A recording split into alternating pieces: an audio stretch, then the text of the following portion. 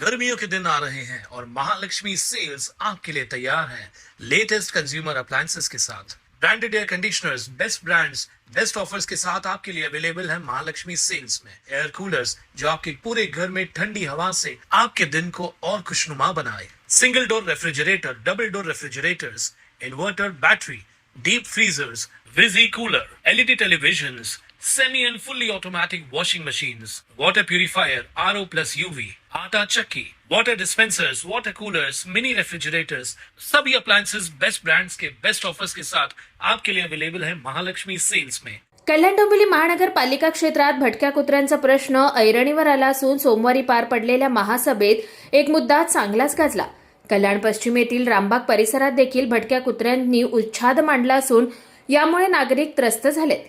नागरिकांच्या या समस्येकडे प्रभाग क्रमांक 6च्या शिवसेना उद्धव बाळासाहेब ठाकरे पक्षाच्या नगरसेविका स्वप्नाली केणे यांनी पहिल्याच महासभेत संपूर्ण सभागृहाचं लक्ष वेधलं। रामबाग परिसरात 125 ते 150 कुत्र्यांची संख्या असून लहान मुलांपासून ज्येष्ठ नागरिकांपर्यंत शेकडो लोकांना हे भटके कुत्रे चावले आहेत। या परिसरात 4 शाळा, 2 महाविद्यालये आहेत, त्यामुळे हा भागात लहान मुलं, विद्यार्थी यांची वर्दळ जास्त आहे।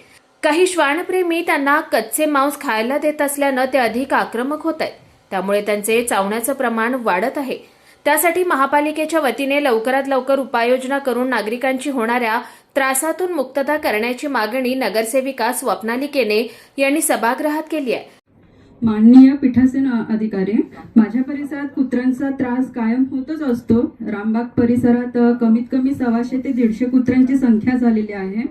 आतापर्यंत लहान मुलांपासून तर वयोवृद्ध पर्यंत शेकडो जणांना भटके कुत्रे चावलेले आहेत। तसेच माझ्या परिसरात 4 शाळा आणि 2 महाविद्यालये आहेत, त्यामुळे लहान मुलांची वर्दळ खूप प्रमाणात आहे। काही श्वानप्रेमी त्यांना कच्चे मांस आणून घालत असल्यामुळे ते अग्रेसिव्ह झालेले असल्याने त्यांचं चावण्याचं प्रमाण वाढत आहे।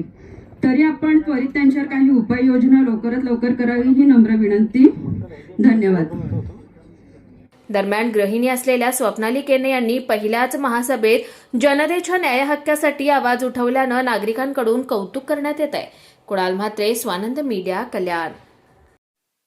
ताज्या घडामोडींसाठी स्वानंद न्यूजला सबस्क्राइब करा आणि बेल आयकॉनवर क्लिक करा।